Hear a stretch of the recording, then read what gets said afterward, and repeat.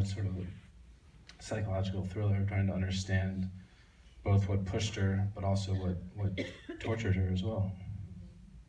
And Rosamund, so this is such a departure for you. We've seen you, I keep thinking of you still in from Gone Girl, you know, and it's like seeing a total transformation of the person we've become familiar with in your acting career. So, well, for starters, you're American and you're smoking every second and your voice is much lower and you're wearing an eye patch and all of that. Was that, what was that transformation like for you, and how did you prepare to become her? I thought you were going to ask what was it about, and I suppose what it's about is that I know that Matt would really have loved to have made a documentary about Marie, and so, you know, I suppose in a way I felt an extra pressure, or just, it seemed like the only right thing to do was to try and be as much like her as possible. You know, I sort of, you know, and by way of,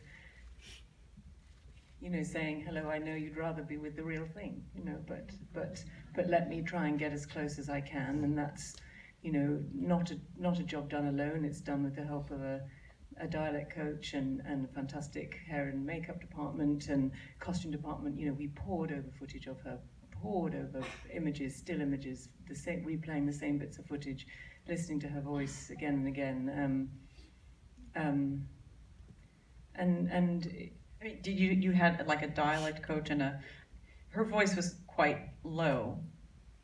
Yes, it's trying to swallow someone's sound. It's listening. I went to Lebanon in preparation for this, just to sort of test my own, I don't know, limits of, you know, something that might scare me. I went to work with a landmine charity in Lebanon, and was, the night before I left, I was very, very frightened indeed, because the places I was going to was exactly the places where the British Council website advised you not to go.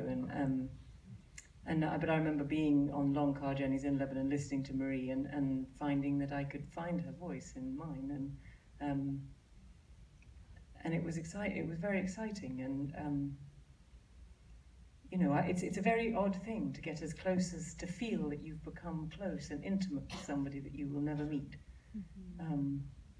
because I do feel that I really know her. And yet I have never met her, and that's thanks to also, you know, her friends who were willing to trust Matt and me, you know, and it wasn't easy. You know, Marie was somebody who people loved fiercely as she lived her life, and you've heard all this before. Is this the right place? Yeah. Oh my God. Parking is terrible in Los Angeles. Terrible. Just talking about Marie's friends. You know, they weren't all willing or ready to talk, because they loved her as fiercely as she lived her life, I think, and were very protective over her and quite suspicious of a Hollywoodization of their dear friend. And it took one, and to break down a barrier and talk to one person who then said, I think these guys are okay, and pass on a sort of approval to somebody else, and then bit by bit. And there's a scene in there where you know, Matt has allowed me to sort of, or you know, together we've devised a way of trying to explore inside her mind, and you see brief fragments of a panic attack that's not fully explained. You're not quite sure why you get in there. I'm wearing this green sweater, and that green sweater arrived on my doorstep one day, and it was one of her friends saying, I have this sweater, this is Marie's, and I think you should have it.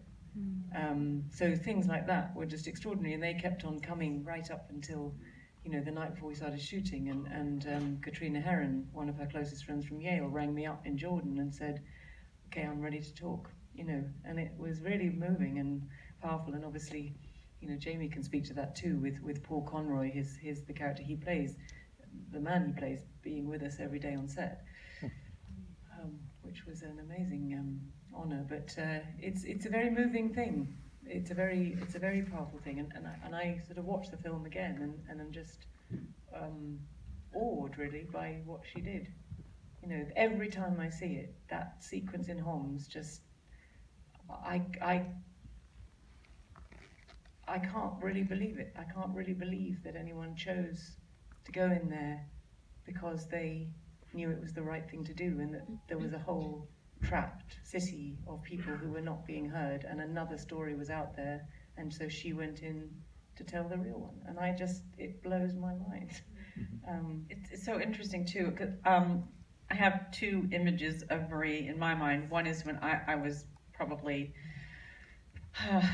27 years old, and I had been covering the Intifada in the West Bank and Gaza for a year and a half, and I decided to leave the job I had at Reuters and go to Europe. And so I have a very vivid, she didn't have an eye patch at the time, and she was still working, but she was like a big sister figure to me. And I said, I don't know if I'm ever going to work as a journalist again, because I was quitting a job to go be a freelance writer. And she said, what do you mean? You're already a journalist. You know, so I even now I can still remember that. And like I bookend that with hearing her voice speaking from Homes on the BBC. And I know she spoke on CNN in the film, but she spoke live to give a few interviews.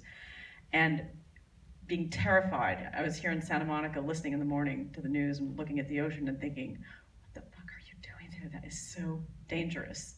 Because it's become so dangerous for journalists to cover foreign conflict, much more dangerous than when I was 26 and 27. You are taking your life in your hands, and she knew that she was doing that. So I think we all in the room felt what you're feeling and expressing, but you so much more powerfully having played it. Can you talk a bit, Matthew, about, and we'll get to everybody else on the panel as well, but I want to ask about shooting that scene. What was that like? Or that sequence, I shouldn't say just that scene, the sequence. So we shot all the war zones in Jordan, and it was really important to me, you know, to try to make them as authentic as possible. And a big part of that was working with basically all non-actors, all refugees who are living in Jordan. So when we're in Iraq, you know, the women who are wailing are really from Iraq and really reliving trauma. When Rosamund walks into the widow's basement in Syria in Homs, you know, those women really were from Homs, and they were telling their own stories. Found women from Homs in Jordan? Yeah. Wow. You know, those tears are real tears. And the second woman, when she says to Rosamund, you know, I don't want this just to be words on paper. I want the world to know what's happening. There's a whole generation that's being lost here. You know, that is her speaking to all of us.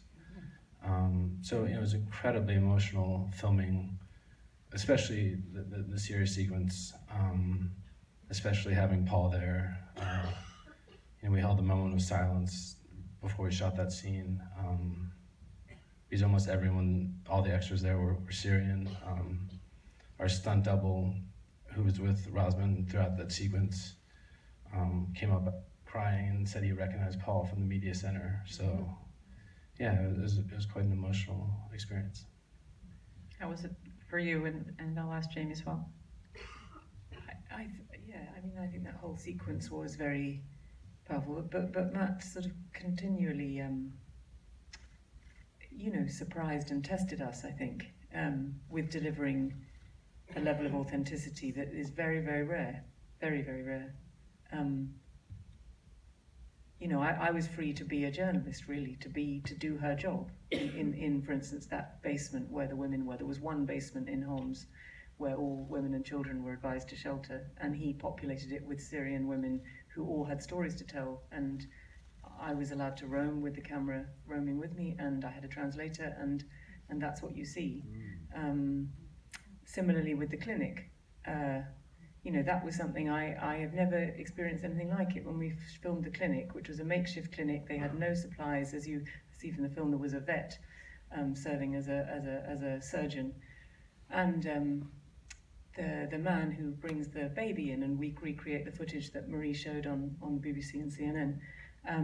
That was our baby. He was not related to the man who played the father, but the man who played the father was a Syrian man who had his nephew shot from his shoulders by a sniper.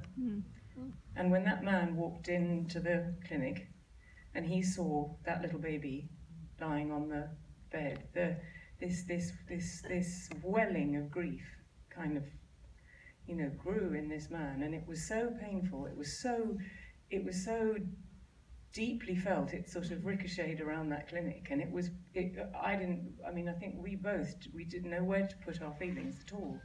You know, Matt has been in that position where, you know, as a documentarian, and many of you I know are documentary makers here, that you know, your obligation as a storyteller is to keep the camera rolling and capture the truth, but your human instinct is very likely to put the camera down and walk away and give a moment of privacy. And I mean, you know, I don't know what those moments constitute. It's not filmmaking as I know it.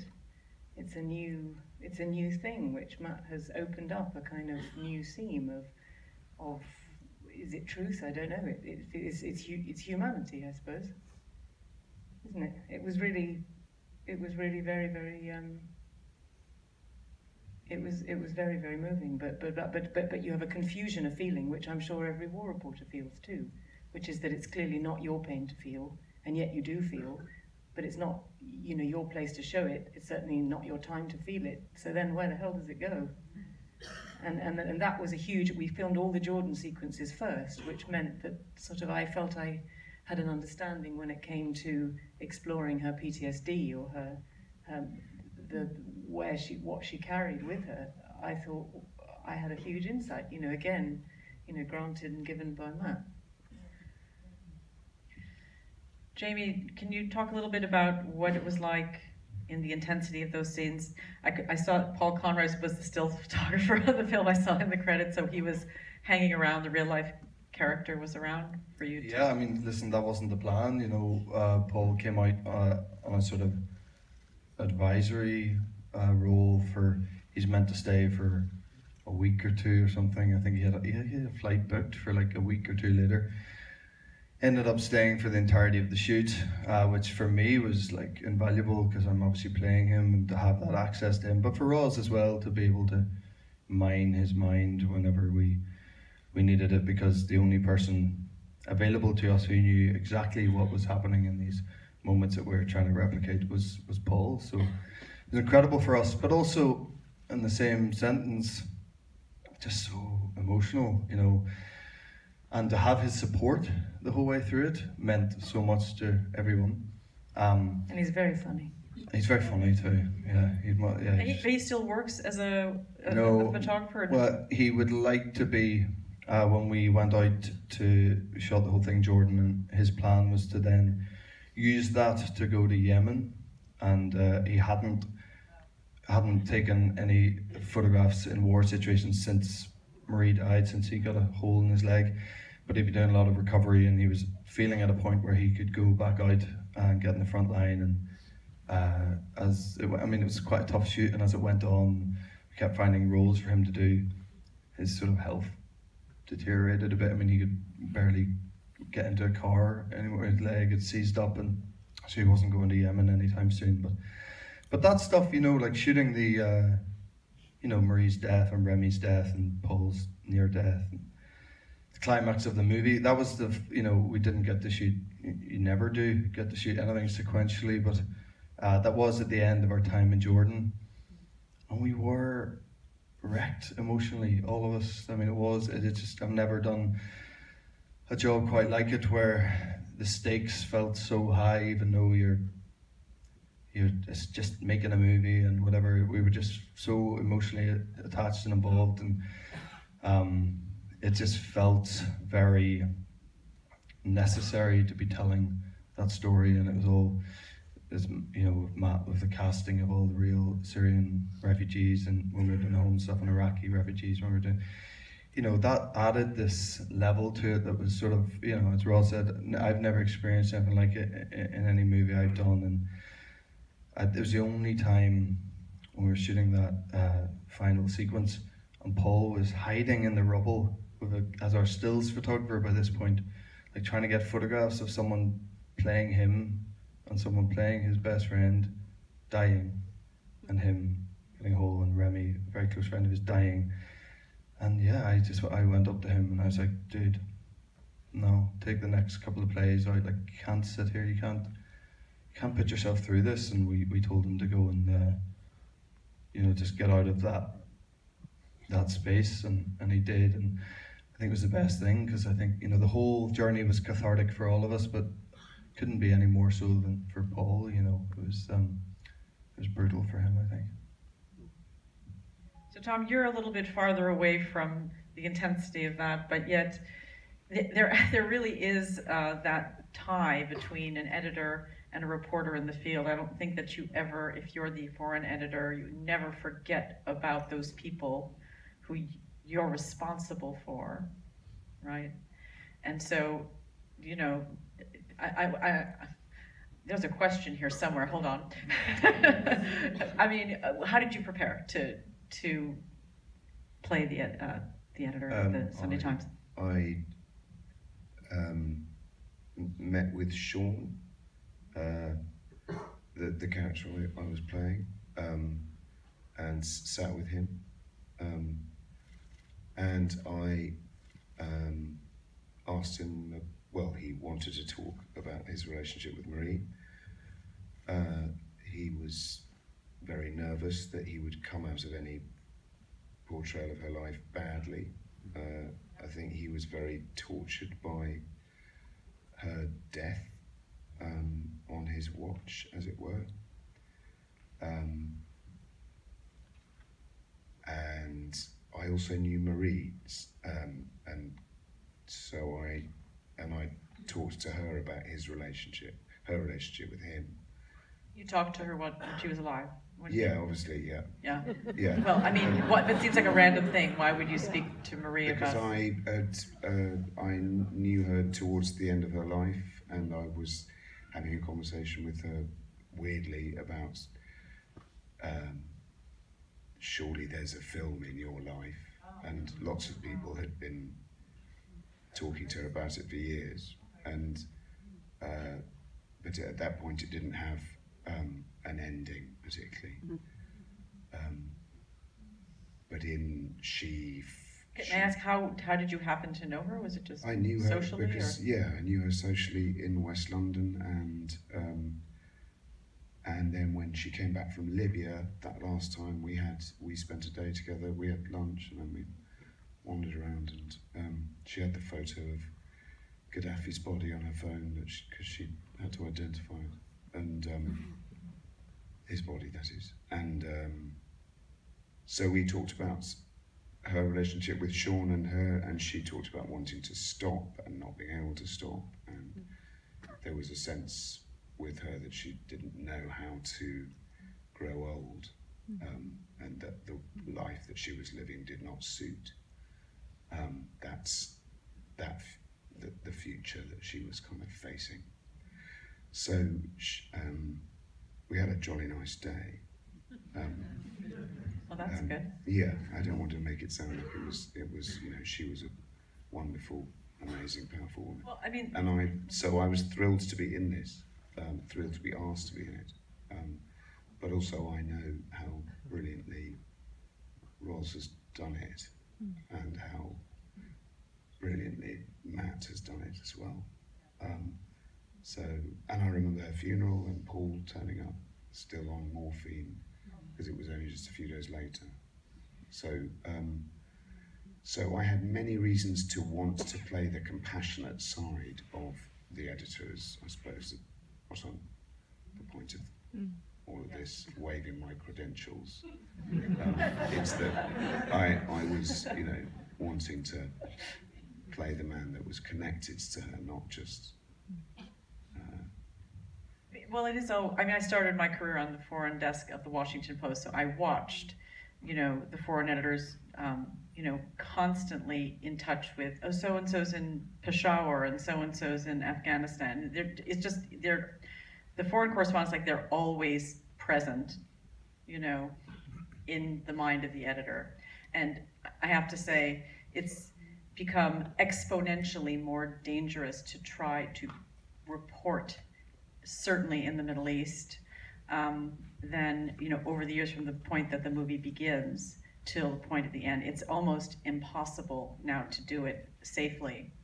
So I could see why Marie would be struggling with sort of where do you go with that, because most of us who were foreign correspondents didn't do it with a death wish. You really want to bear witness, but it's become taking your life in your hands all the time. So we have a legend on stage, Annie Lennox.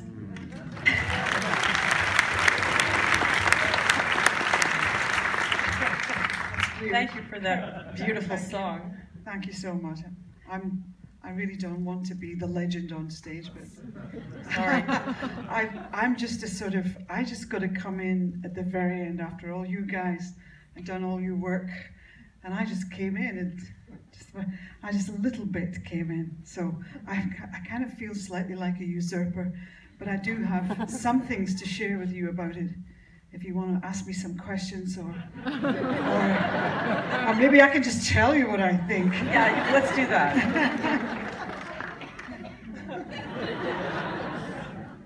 Thank you. It's really strange how I come to be here. Because you see, I sort of stopped writing music. I've become a bit of an activist and an advocate for women's rights, the rights of girls and women around the world. Thank you. I appreciate that. I have been doing it for quite a long time. So I kind of stopped writing music because I didn't really want to entertain people anymore. I wanted to really kind of get into the nitty-gritty of how I feel very passionately about these issues. And then I got an invitation to write a song for a film about Marie Colvin, who I had actually met once. Because Marie came to, and this is a little bit convoluted, but I founded an organization. No, I'm not trying to big myself up like I founded an organization, but I did. It's just a little organization called The Circle, and we work to connect women and inspire women to kind of guide them to the notion that actually we have tremendous rights as women in the Western world, much more than we realize, and that in countries like the ones that Marie was so familiar with, it's very obvious that the rights of women and girls is really far from the agenda. In any case, I really have to keep this long. I have to stop this from being a too long story. But I had met Marie because she came to one of the Circle events one evening. And you know how you connect with somebody just for the first time you meet someone? We got that, me and her, just for the moment that we spoke. It made a huge impression on me. And of course, meeting such a legendary figure such as Marie, so charismatic, very, very warm person. Very, very warm, highly bright, intelligent, you know. It's kind of awesome knowing that I met Marie. But then this invitation to write a song came. This is when? About spring of this year. Yeah. It feels like a long, long time ago now. But it was really weird because I thought I got this kind of, I think I really have to look into this. And the weird thing is that I kind of got very, very passionate about the idea of writing this song. And I went to my room where I happened to have a keyboard, and I sat down at the keyboard, and the first line that came to my mind when I put my fingers onto the chord were, "Why do these cold stars burn bright?" And it's really strange watching the film because Marie says, "Why?" And I think that ultimately at the core of all of this, the question that we must all ask ourselves as we leave this powerful experience tonight, it's always the same thing. Why is there such a horror? Why do people, women, children, the most vulnerable people on earth, why are they the victims of vile, brutal, appalling events as warfare? What is warfare other than an abomination? It's an abomination.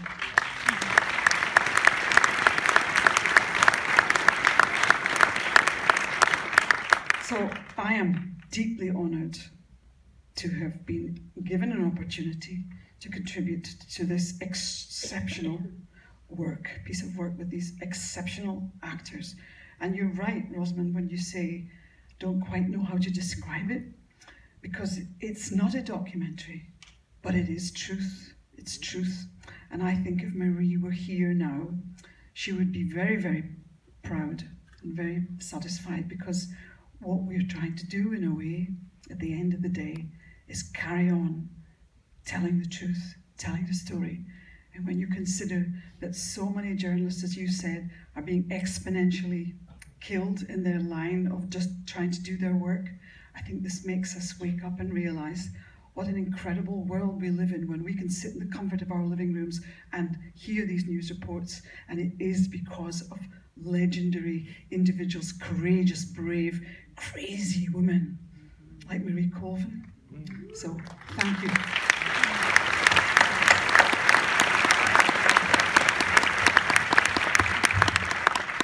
I think we might be out of time, but I do just want to ask if any of you want to comment on how having this film at this particular moment in time strikes you. Matthew, particularly, today was a day when a pipe bomb was sent to CNN. With the media in this country is under continual attack. Journalists around the world are under attack. We have this horror show with Saudi journalist Jamal Khashoggi's just happened. So it does feel very timely for you to be creating this tribute to a courageous journalist. And I think we all feel that we need journalism, at least I do, more than ever. But yeah, how does it feel for you to have this film coming out in this particular context? I mean, I talked about it a bit before the film, but I think, when you make a film, you try to make it as timeless as possible because you don't know what the news cycle will be when the film comes out. Obviously, yeah, it's sadly and unfortunately and tragically too timely right now. And I hope that the film, like Marie's work,